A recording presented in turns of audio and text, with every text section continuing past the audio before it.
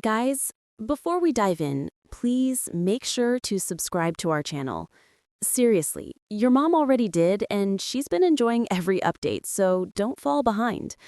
Now, on to today's story, one that's as frustrating as it is revealing.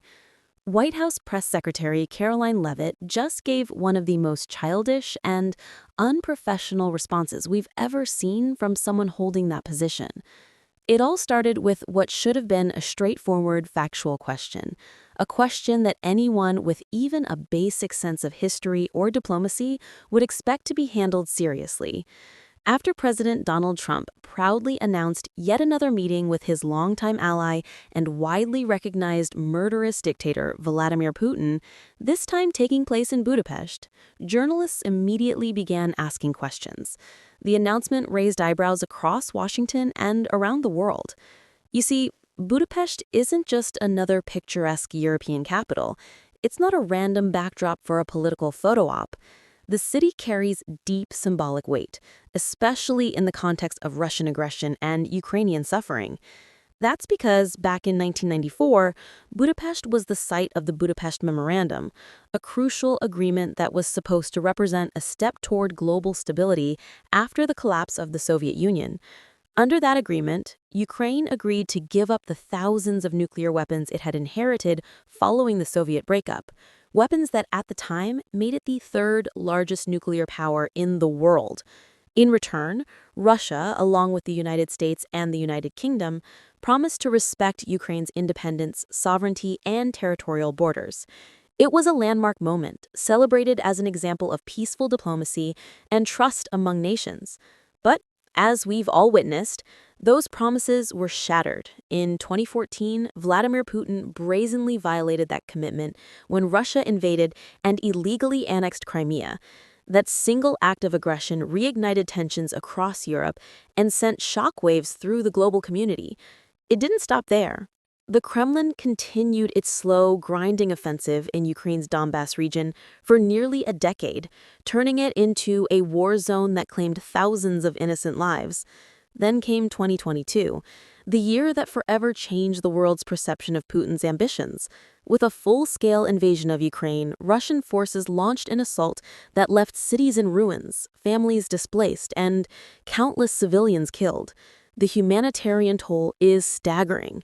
Millions have fled, entire communities have vanished, and the sound of sirens has become an everyday reality for Ukrainians just trying to survive.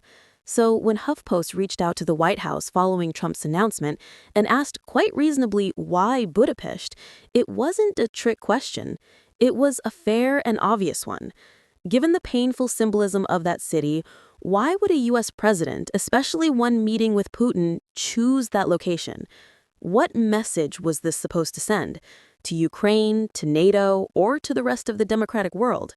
Instead of a professional, thoughtful answer, White House Press Secretary Karoline Leavitt fired back with a response that can only be described as juvenile. Within minutes of receiving the inquiry, she replied, "Your mom did. Thanks for watching." That's right, your mom did. A phrase more fitting for a sarcastic teenager on social media than for a senior official representing the President of the United States. The reaction was instant.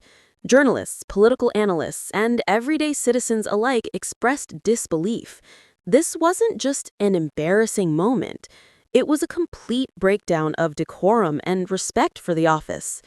In a world where press freedom and truth are under constant pressure, mocking a legitimate question with that kind of flippant response sends all the wrong messages. For context, the Budapest Memorandum isn't just an obscure historical footnote. It's one of the foundational documents that shaped post-Cold War diplomacy.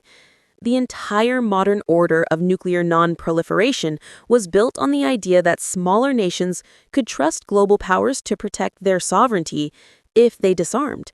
When Russia violated that trust and the world's response was tepid, it sent a chilling message to other countries watching closely, especially those like North Korea and Iran, who see nuclear weapons as the ultimate insurance policy.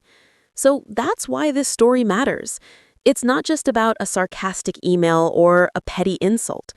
It's about accountability, symbolism, and the erosion of professionalism in American political discourse. When the public turns to the White House for answers about foreign policy, they deserve respect, not mockery. The stakes are too high for childish one-liners. Even seasoned reporters who've covered multiple administrations couldn't believe what they were seeing.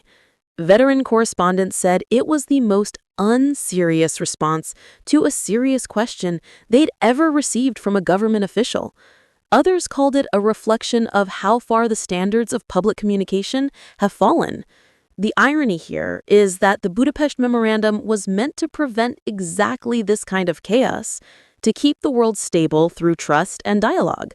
But decades later, the same city's name is being dragged into controversy over a meeting between a U.S. president and the very dictator who broke that trust. And instead of addressing that uncomfortable truth, the spokesperson for the White House chose sarcasm over substance. So yes, while it might seem like just another viral headline or political soundbite, this exchange highlights something deeper: how tone, respect, and maturity in leadership can either strengthen or shatter public confidence. Because when diplomacy turns into mockery and history is ignored for the sake of a snarky comeback, it's not just the press that loses. It's all of